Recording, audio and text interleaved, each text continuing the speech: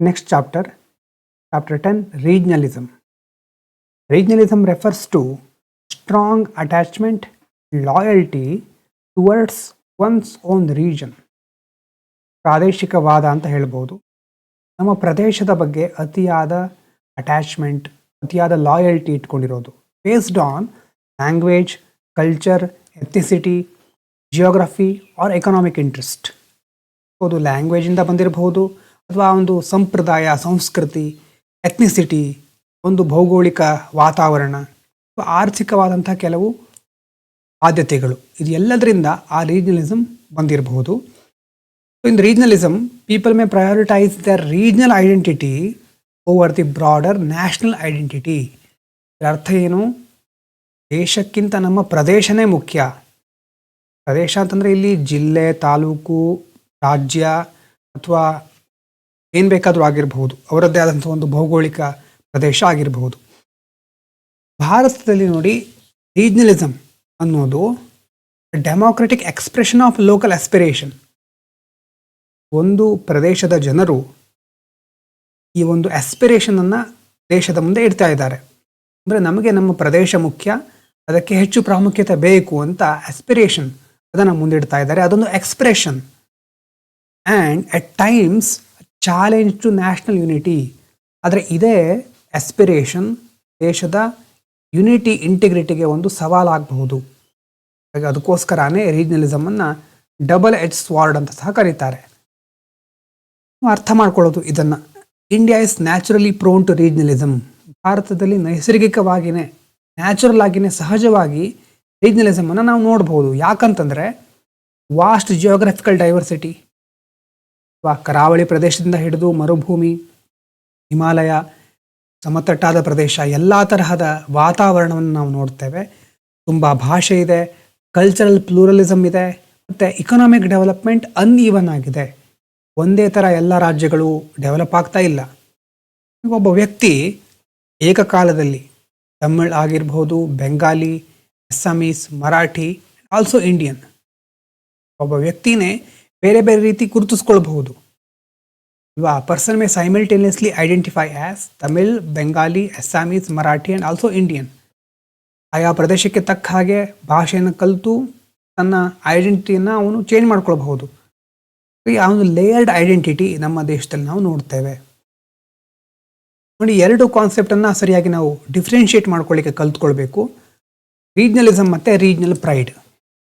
Regional pride ಅಂತಂದರೆ it is healthy, ಅದು ಒಳ್ಳೆಯದೇ. ಯಾವಾಗ ಅಂತಂದರೆ ಕಲ್ಚರ್, ಲ್ಯಾಂಗ್ವೇಜ್, ಲೋಕಲ್ ಡೆವಲಪ್ಮೆಂಟ್ ಇದಕ್ಕೆ ಹೆಚ್ಚು ಆದ್ಯತೆ ಕೊಟ್ಟು ಅವರ ಒಂದು ವಾದವನ್ನು ಮುಂದಿಡ್ತಾ ಇದ್ದರೆ, ಹೌದು ನಮ್ಮ ಪ್ರದೇಶ ಅಭಿವೃದ್ಧಿ ಆಗಬೇಕು, ಅಭಿವೃದ್ಧಿ ಹೊಂದಬೇಕು, ಅದು ರೀಜನಲ್ ಪ್ರೈಡ್. ಆದರೆ ರೀಜನಲಿಸಮ್ ಪ್ರಾಬ್ಲಮ್ಯಾಟಿಕ್ ಆಗೋದು ಯಾವಾಗ? It creates ಹಾಸ್ಟಿಲಿಟಿ. ಹಾಸ್ಟಿಲಿಟಿ ಅಂತಂದರೆ ನಮ್ಮ ರೀಜನ್ ಮಾತ್ರ ಮುಖ್ಯ, ಬೇರೆದು ಮುಖ್ಯ ಅಲ್ಲ, ದೇಶನೂ ಮುಖ್ಯ ಅಲ್ಲ. ಪ್ರಮೋಟ್ ಸಪರೇಟಿಸಮ್, ದೇಶದಿಂದ ನಾವು ಬೇರೆ ಆಗೋಣ, ನಮಗೆ ಬೇರೆನೇ ದೇಶ, ನಮ್ಮ ರೀಜನಿಗೆ ಒಂದು ಬೇರೆ ದೇಶ ಮಾಡಿಕೊಡಿ. ಮತ್ತು ನ್ಯಾಷನಲ್ ಇಂಟಿಗ್ರೇಷನ್ ವೀಕ್ ಆಗ್ತಾ ಇದ್ದರೆ ಅದು ಪ್ರಾಬ್ಲಮ್ಯಾಟಿಕ್. ಇದರಲ್ಲಿ ಬೇರೆ ಬೇರೆ ಥರ ಇರುತ್ತೆ, ಟೈಪ್ಸ್ ಇರುತ್ತೆ. ನೋಡಿ, ಮೊದಲನೇದು supra state regionalism.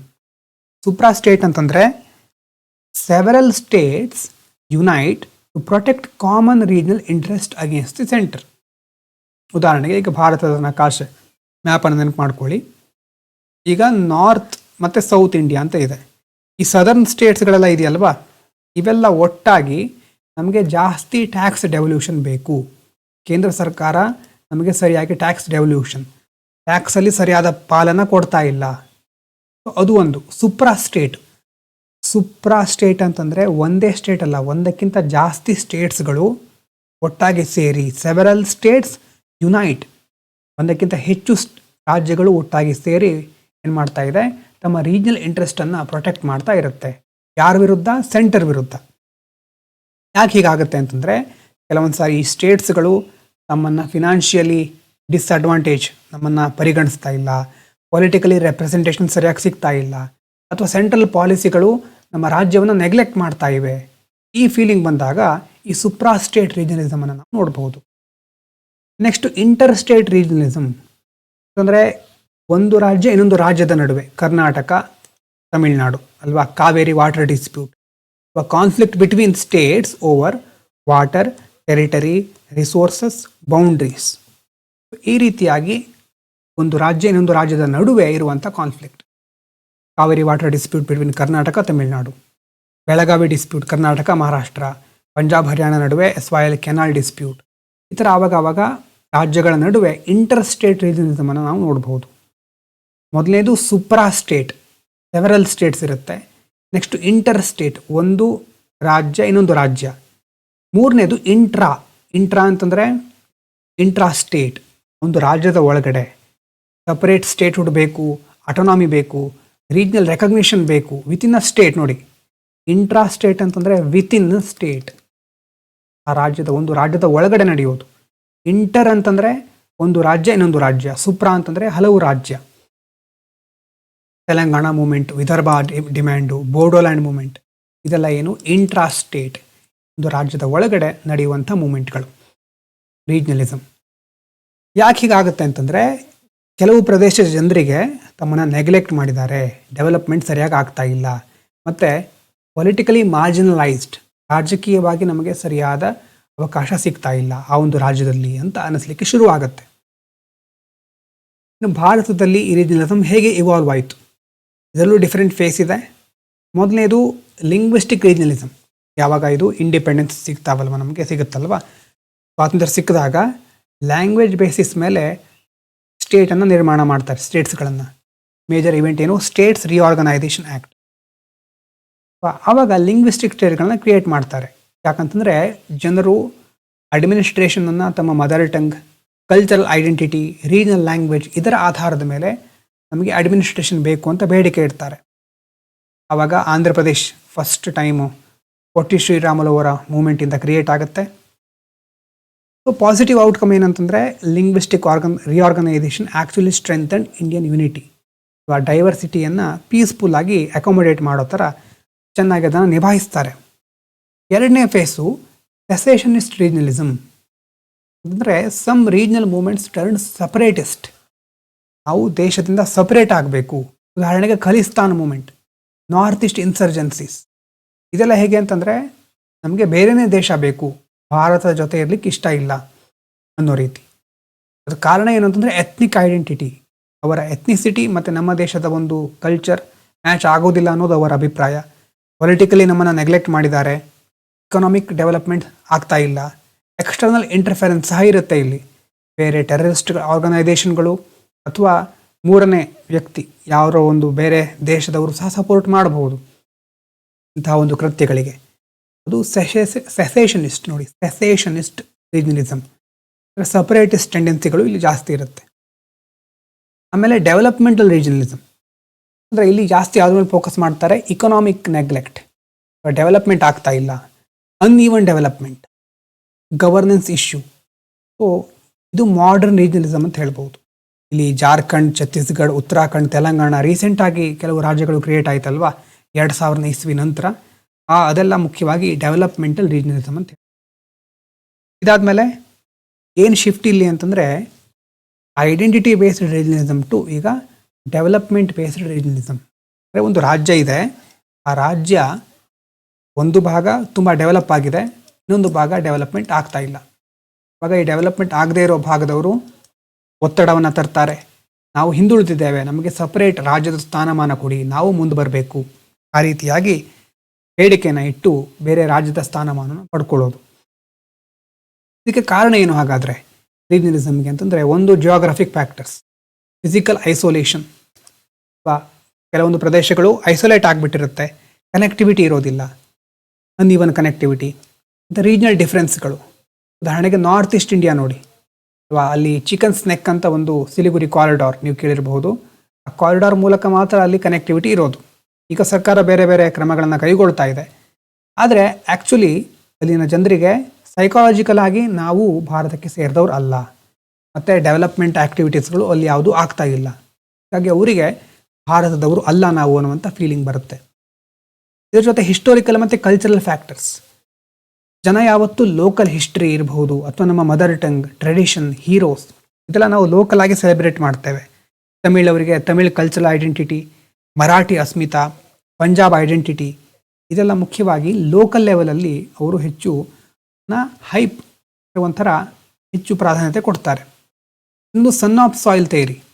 Sons of soil theory ಅಂತಂದರೆ ಈಗ ಮಣ್ಣಿನ ಮಕ್ಕಳು ಅಂತ ಹೇಳ್ತೇವೆ ನೋಡಿ ಕನ್ನಡದಲ್ಲಿ, ಆ ಥರ. ಈ ಒಂದು ಪ್ರದೇಶದಲ್ಲಿ ಹುಟ್ಟಿದ ಮೇಲೆ ಇವರಿಗೆ ಮೊದಲು ಆದ್ಯತೆ ಕೊಡಬೇಕು. Local jobs and resources should belong primarily to local people. ಶಿವಸೇನಾದ ಪಾಲಿಟಿಕ್ಸ್ ಎಲ್ಲ ಮೊದಲು ಈ ಒಂದು ಸಿದ್ಧಾಂತದ ಮೇಲೆ ಆಧಾರವಾಗಿ ನಿಂತ್ಕೊಂಡಿತ್ತು. ಇಲ್ಲಿ ಪಾಸಿಟಿವ್ ಸೈಡ್ ಇದೆ, ಏನು ಲೋಕಲ್ ಆಪರ್ಚುನಿಟಿಯನ್ನು ಪ್ರೊಟೆಕ್ಟ್ ಮಾಡೋದು. ಆದರೆ ನೆಗೆಟಿವ್ ಸೈಡ್ ಏನು, ಯಾರಾದರೂ ಹೊರಗಿನವರು ಬಂದರೆ ಮೈಗ್ರೆಂಟ್ಸ್ ವಿರುದ್ಧ ಒಂದು ಹಾಸ್ಟಾಲಿಟಿ, ಅವರ ವಿರುದ್ಧ ದ್ವೇಷವನ್ನು ಇದು ಬಿತ್ತುತ್ತೆ. ಮೂರನೇದು economic factor. Some regions develop rapidly while others remain backward. ಕೆಲವೊಂದು ಪ್ರದೇಶಗಳು ಬಹಳ ವೇಗವಾಗಿ ಬೆಳೆದು ಬಿಡುತ್ತೆ, ಕೆಲವೊಂದು ಹಿಂದುಳಿದು ಬಿಡುತ್ತೆ. ಡೆವಲಪ್ಡ್ ರೀಜನ್ಸ್ ವೆಸ್ಟರ್ನ್ ಮತ್ತು ಸೌತ್ ಇಂಡಿಯಾ. ಈ ಕಡೆ ಲ್ಯಾಗಿಂಗ್ ರೀಜನ್ ಅಂತಂದರೆ ಸೆಂಟ್ರಲ್ ಮತ್ತು ಈಸ್ಟರ್ನ್ ಇಂಡಿಯಾ. ಇದರಿಂದ ಕೆಲವು ರಾಜ್ಯಗಳಿಗೆ ಏನು ಫೀಲ್ ಆಗುತ್ತೆ ಅಂದರೆ ನಮ್ಮನ್ನು ಎಕ್ಸ್ಪ್ಲಾಯ್ಟ್ ಮಾಡ್ತಾ ಇದ್ದಾರೆ, ನಮ್ಮನ್ನು ನೆಗ್ಲೆಕ್ಟ್ ಮಾಡಿದ್ದಾರೆ, ನಮಗೆ ಯಾವುದೇ ರಿಸೋರ್ಸನ್ನು ಕೊಡ್ತಾ ಇಲ್ಲ ಸರಿಯಾಗಿ. ಅದು ಇಕನಾಮಿಕ್ ಫ್ಯಾಕ್ಟರ್ಸ್. ಅದೇ ರೀತಿ ಅನ್ಎಂಪ್ಲಾಯ್ಮೆಂಟ್. ಜಾಬ್ ಸಿಗದೇ ಇದ್ದರೆ ಯೂತ್ಸಲ್ಲಿ ಫ್ರಸ್ಟ್ರೇಷನ್ ಜಾಸ್ತಿ ಆಗುತ್ತೆ. ಲೋಕಲ್ ಜಾಬ್ ರಿಸರ್ವೇಷನ್ಗೆ ಆವಾಗ ಡಿಮ್ಯಾಂಡ್ ಸ್ಟಾರ್ಟ್ ಆಗುತ್ತೆ. ಔಟ್ಸೈಡರ್ ಮೇಲೆ ರೆಸ್ಟ್ರಿಕ್ಷನ್ಸ್ ಹಾಕ್ತಾರೆ. ಇದು ಅನ್ಎಂಪ್ಲಾಯ್ಮೆಂಟ್ ಸಹ ಒಂದು ಕಾರಣ. ಇನ್ನು ಪೊಲಿಟಿಕಲ್ ಫ್ಯಾಕ್ಟರ್ಸಲ್ಲಿ ರೀಜನಲ್ ಪಾರ್ಟೀಸ್ಗಳು ರೈಸ್ ಆಗ್ತಾ ಇದೆ. ಅಥವಾ ದ್ರಾವಿಡ ಮುನ್ನೇತ್ರ ಕಳಗಂ, ಆಲ್ ಇಂಡಿಯಾ ತೃಣಮೂಲ ಕಾಂಗ್ರೆಸ್, ಬಿಜು ಜನತಾದಳ್, ಈ ಥರ ಆಯಾ ರಾಜ್ಯಕ್ಕೆ ಸೀಮಿತವಾಗಿರುವಂಥ ಪಾರ್ಟೀಸ್ಗಳನ್ನು ನಾವು ನೋಡ್ತೇವೆ. ಇಂಥ ಪಾರ್ಟೀಸ್ಗಳಿಂದ ಪಾಸಿಟಿವ್ ಏನು, ರೀಜನಲ್ ಆಸ್ಪಿರೇಷನ್ಗೆ ಒಂದು ವಾಯ್ಸ್ ಬರುತ್ತೆ, ಅಥವಾ ಅದಕ್ಕೆ ಒಂದು ಧ್ವನಿ ಆಗ್ತಾರೆ. ನೆಗೆಟಿವ್ ಪಾಯಿಂಟ್ ಏನಂತಂದರೆ ಐಡೆಂಟಿಟಿ ಪಾಲಿಟಿಕ್ಸು ತುಂಬ ಎಕ್ಸೆಸಿವ್ ಆಗಿಬಿಡುತ್ತೆ. ದೇಶ ಆಮೇಲೆ ಮೊದಲು ನಮ್ಮ ರಾಜ್ಯ ಅಥವಾ ಮೊದಲು ನಮ್ಮ ಏನು ಗುರಿ ಇದೆ ಅದನ್ನು ಮಾಡೋಣ ಅಂಥ ಒಂದು ಐಡೆಂಟಿಟಿ ಪಾಲಿಟಿಕ್ಸ್ ಜಾಸ್ತಿ ಆಗಬಹುದು. ಇನ್ನು political mobilisation. Regional identity can become an easy political tool. ರೀಜನ್ನ ಇಟ್ಕೊಂಡು ವೋಟ್ ಬ್ಯಾಂಕ್, ಇಮೋಷನಲ್ ಪೊಲಿಟಿಕ್ಸ್ ಮಾಡೋರು ಜಾಸ್ತಿ ಆಗ್ತಾ ಇದ್ದಾರೆ. ಈ ರೀಜನಲಿಸಮ್ನ ಇಂಪ್ಯಾಕ್ಟ್ ನೋಡೋದಾದರೆ ಪಾಸಿಟಿವ್ ಮತ್ತು ನೆಗೆಟಿವ್ ಇಂಪ್ಯಾಕ್ಟ್ ಎರಡೂ ಇದೆ. ಪಾಸಿಟಿವ್ ಅಂತಂದರೆ ಡೆಮೋಕ್ರಸಿಗೆ ಒಂದು ಬಲ ಬರುತ್ತೆ. Regionalism allows local aspiration to be represented. Regional parties highlighting local development issue. Regional ಪಾರ್ಟಿಗಳು ಲೋಕಲ್ ಇಶ್ಯೂಗಳನ್ನು ಹೈಲೈಟ್ ಮಾಡುತ್ತೆ. ಇನ್ನು ಕಾಂಪಿಟೇಟಿವ್ ಫೆಡರಲಿಸಮ್ ಅಲ್ವಾ, investment, governance reforms, industrial growth, ಇದಕ್ಕೆಲ್ಲ ಸ್ಟೇಟ್ಗಳು ಪರಸ್ಪರ ಕಾಂಪೀಟ್ ಮಾಡುತ್ತೆ. ಇದು ಬರೆಸಿದ್ದೆ ಒಂದು ಸಾರಿ, ಕಾಂಪಿಟೇಟಿವ್ ಫೆಡರಲಿಸಮ್, ಕೋಆಪರೇಟಿವ್ ಫೆಡರಲಿಸಮ್ ಅಂತ ಒಂದ್ಸರಿ ಅದು ನೆನಪು ಮಾಡ್ಕೊಳ್ಳಿ. Competition among states for is of doing business. ಬೇರೆ ರಾಜ್ಯ ಮುಂದುವರಿತಾ ಇದೆ, ನಾನು ಮುಂದುವರಿಬೇಕು. ಆ ಕಾಂಪಿಟೇಷನ್ನಿಂದ ಒಳ್ಳೆ ಬೆಳವಣಿಗೆ ಸಾಧ್ಯ ಆಗಬಹುದು. ಲೋಕಲ್ ಕಲ್ಚರ್ ಪ್ರಿಸರ್ವ್ ಆಗುತ್ತೆ. Language, dialect, folk tradition, regional art ಫಾರ್ಮ್ಗಳು ಎಲ್ಲ ಪ್ರೊಟೆಕ್ಟ್ ಆಗುತ್ತೆ. ಮತ್ತು ಓವರ್ ಸೆಂಟ್ರಲೈಸೇಷನ್, ಅತಿಯಾಗಿ ಸೆಂಟರ್ ಕಂಟ್ರೋಲ್ ಮಾಡೋದನ್ನು ತಪ್ಪಿಸಬಹುದು. Regional inequality, neglected infrastructure, local grievances, ಇಂಥ ಸಮಸ್ಯೆಗಳನ್ನು ರೀಜನಲ್ ಮೂಮೆಂಟ್ಗಳು ಅಂದರೆ ಅದನ್ನು ಸರಿಪಡಿಸಬಹುದು. ನೆಗೆಟಿವ್ ಇಂಪ್ಯಾಕ್ಟ್ ಏನು, ಇಂಟರ್ ಸ್ಟೇಟ್ ಕಾನ್ಫ್ಲಿಕ್ಟ್ ಅಲ್ವಾ. ಈಗ ಒಂದು ರಾಜ್ಯ ಇನ್ನೊಂದು ರಾಜ್ಯದ ಜೊತೆ ನೀರಿಗೋಸ್ಕರ, ಭೂಮಿಗೋಸ್ಕರ, ಲ್ಯಾಂಗ್ವೇಜು, ಬೌಂಡ್ರಿ ಇದನ್ನು ಇಟ್ಕೊಂಡು ಡಿಸ್ಪ್ಯೂಟ್ಗಳು ಶುರುವಾಗಬಹುದು, ಜಗಳ ಶುರುವಾಗಬಹುದು. ಮತ್ತು ಎಕ್ಸ್ಟ್ರೀಮ್ ರೀಜನಲಿಸಮ್ ಅದು ದೇಶದ ಭದ್ರತೆ ಮತ್ತು ಏಕತೆಗೆ ಧಕ್ಕೆಯನ್ನು ತರಬಹುದು. ಸಪರೇಟಿಸ್ಟ್ ಇನ್ಸರ್ಜೆನ್ಸೀಸ್ಗಳನ್ನು ನಾವು ನೋಡ್ತಾ ಇರ್ತೇವೆ. ಇದು ಇಂಟರ್ನಲ್ ಸೆಕ್ಯೂರಿಟಿಗೆ ಚಾಲೆಂಜ್ ತರುತ್ತೆ. ಅಂತಂದರೆ ಇನ್ಸರ್ಜೆನ್ಸಿ, ದಂಗೆ, ಮಿಲಿಟೆನ್ಸಿ, ಲಾ ಆ್ಯಂಡ್ ಆರ್ಡರ್ ಅಥವಾ ಕಾನೂನು ಸುವ್ಯವಸ್ಥೆ, ಇದಕ್ಕೆ ಸಹ ಒಂದು ದೊಡ್ಡ ಅಪಾಯಕ ಅಂಶ ಇದು. ಇನ್ನೊಂದು us versus them mentality. Migrants ಬಂದರೆ ಒಪ್ಕೊಳ್ಳೋದಿಲ್ಲ, ನಮ್ಮ ರೀಜನಲ್ಲಿ ನಮ್ಮವ್ರು ಮಾತ್ರ ಇರಬೇಕು, ನಮ್ಮ ಪ್ರದೇಶದವ್ರು ಮಾತ್ರ ಇರಬೇಕು, ಔಟ್ಸೈಡರ್ಸ್ ಬೇಡ, ಲಿಂಗ್ವಿಸ್ಟಿಕ್ ಗ್ರೂಪ್ಸ್ಗಳನ್ನು ಒಪ್ಕೊಳ್ಳೋದಿಲ್ಲ. ಈಗ ನ್ಯಾಷನಲ್ ಇಂಟಿಗ್ರೇಷನ್ ವೀಕ್ ಆಗ್ತಾ ಹೋಗುತ್ತೆ. ಇದರಿಂದ ಎಲ್ಲರೂ ನಮ್ಮ ದೇಶದವರೇ ಅಂತ ಕನ್ಸಿಡರ್ ಮಾಡದೆ ಇಲ್ಲಿ ಹುಟ್ಟಿದವ್ರು ಮಾತ್ರ ಇಲ್ಲಿ ಇರಬೇಕು, ಅವರಿಗೆ ಜಾಬ್ ಸಿಗಬೇಕು. ಅಸ್ ವರ್ಸಸ್ ದೆಮ್ ಮೆಂಟಾಲಿಟಿ ಕೆಲವೊಂದು ಸಾರಿ ಅತಿರೇಕಕ್ಕೆ ಹೋಗುತ್ತೆ. ಮತ್ತು ಹಾಗಾದರೆ ಏನು ಇದಕ್ಕೆ ರೆಮಿಡೀಸ್, ವೇ ಫಾರ್ವರ್ಡ್ ಏನಂತಂದರೆ, ಭಾರತ ರೀಜನಲ್ ಆಸ್ಪಿರೇಷನ್ ಮತ್ತು ನ್ಯಾಷನಲ್ ಯೂನಿಟಿ ಎರಡನ್ನ ಬ್ಯಾಲೆನ್ಸ್ ಮಾಡಬೇಕಾಗತ್ತೆ. So reducing regional inequality is the most important solution. ನೀತಿ ಆಯೋಗದ ರೋಲ್ ಬಹಳ important. NITI Aayog cooperative ಫೆಡರಲಿಸಮನ್ನು promote ಮಾಡುತ್ತೆ. ಇತ್ತೀಚೆಗೆ ಕೋಆಪರೇಟಿವ್, ಕಾಂಪಿಟೇಟಿವ್ ಎರಡನ್ನ ಕನ್ಸಿಡರ್ ಮಾಡ್ತಾ ಇದ್ದಾರೆ. The targeted regional development, aspirational district ಅಂತ ಹೇಳ್ತಾರೆ. ಯಾವ ಜಿಲ್ಲೆಗಳು ಹಿಂದುಳಿದಿರುತ್ತೋ ಅಂಥ ಜಿಲ್ಲೆಗಳಲ್ಲಿ ಹೆಲ್ತ್, ಎಜುಕೇಷನ್, ಅಗ್ರಿಕಲ್ಚರ್, ಇನ್ಫ್ರಾಸ್ಟ್ರಕ್ಚರ್ ಇದನ್ನು ಡೆವಲಪ್ ಮಾಡೋದು. ಸ್ಟ್ರೆಂಥನಿಂಗ್ ಕೋಆಪರೇಟಿವ್ ಫೆಡರಲಿಸಮ್, ಇಲ್ಲಿ ಇದಕ್ಕೆ ಸಂಬಂಧಪಟ್ಟ ಹಾಗೆ central and state must work collaboratively. ರಾಜ್ಯ ಸರ್ಕಾರ, ಕೇಂದ್ರ ಸರ್ಕಾರ ಒಟ್ಟಿಗೆ ಕೊಲಾಬರೇಟ್ ಮಾಡಿಕೊಂಡು ವರ್ಕ್ ಮಾಡೋದು. Article 263 provides for dialogue, coordination, dispute resolution. 263ನೇ ಆರ್ಟಿಕಲ್ ಇದೆಲ್ಲವನ್ನು ಇಂಟರ್ ಸ್ಟೇಟ್ ಕೌನ್ಸಿಲಿಗೆ ಒಂದು ಪ್ರಾಮುಖ್ಯತೆ ಕೊಡುತ್ತೆ. ಅಂದರೆ dialogue is better than confrontation in resolving regional dispute. ಒಂದು ಪ್ರಾದೇಶಿಕವಾದಂತಹ ಒಂದು ವೈರುಧ್ಯ ಬಂದಾಗ ಅಥವಾ ಯಾವುದಾದ್ರೂ ಒಂದು ವಿವಾದ ಬಂದಾಗ ಮಾತುಕತೆ ಮೂಲಕ ಬಗೆಹರಿಸ್ಕೊಳ್ಳೋದು ಒಳ್ಳೆಯದು. ಅಥವಾ ಅದಕ್ಕೋಸ್ಕರ ಇಂಟರ್ ಸ್ಟೇಟ್ ಕೌನ್ಸಿಲ್ಗಳು ತುಂಬ ಹೆಲ್ಪ್ ಮಾಡುತ್ತೆ.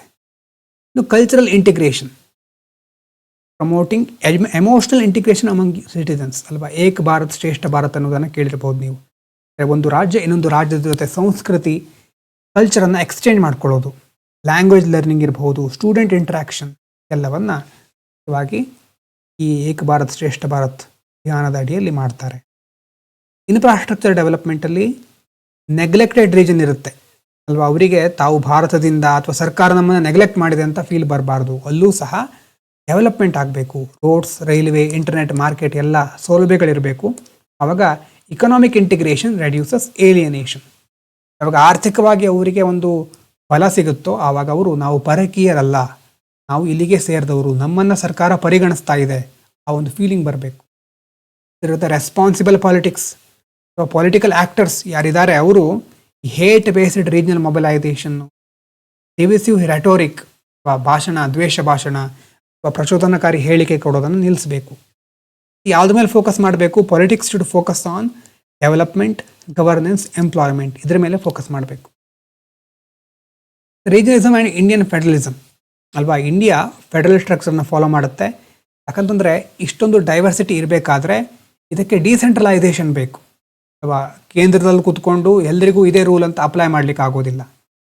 ಇದರಲ್ಲಿ ಬರೋದು cooperative federalism. Centre and States cooperate ಮಾಡುತ್ತೆ ನ್ಯಾಷನಲ್ ಡೆವಲಪ್ಮೆಂಟಿಗೋಸ್ಕರ. ಕಾಂಪಿಟೇಟಿವ್ ಫೆಡರಲಿಸಮ್ ಅಂತಂದರೆ ಸ್ಟೇಟ್ಗಳು ಕಾಂಪೀಟ್ ಮಾಡುತ್ತೆ. ಗವರ್ನೆನ್ಸಲ್ಲಿ ಇರಬಹುದು, ಇನ್ವೆಸ್ಟ್ಮೆಂಟು, ಕ್ಲೈಮೇಟ್, ಇನ್ವೆಸ್ಟ್ಮೆಂಟ್ ಮಾಡಲಿಕ್ಕೆ ಬೇರೆ ಕಡೆಯಿಂದ ಎಷ್ಟು ಅಟ್ರಾಕ್ಷನ್ ಇದೆ, ಅಂದರೆ ಬೇರೆ ದೇಶದಿಂದ ಬಂದು ಎಷ್ಟು ಇನ್ವೆಸ್ಟ್ ಮಾಡ್ತಾರೆ ಈ ರಾಜ್ಯದಲ್ಲಿ, ವೆಲ್ಫೇರ್ ಡೆಲಿವರಿ, ಇದೆಲ್ಲದರಲ್ಲೂ ಒಂದು ಕಾಂಪಿಟೇಷನನ್ನು, ಸ್ಪರ್ಧೆ ಇದ್ದಾಗ ಮೊದಲೇ ಹೇಳಿದಾಗೆ ಕ್ವಾಲಿಟಿ ಇಂಪ್ರೂವ್ ಆಗುತ್ತೆ.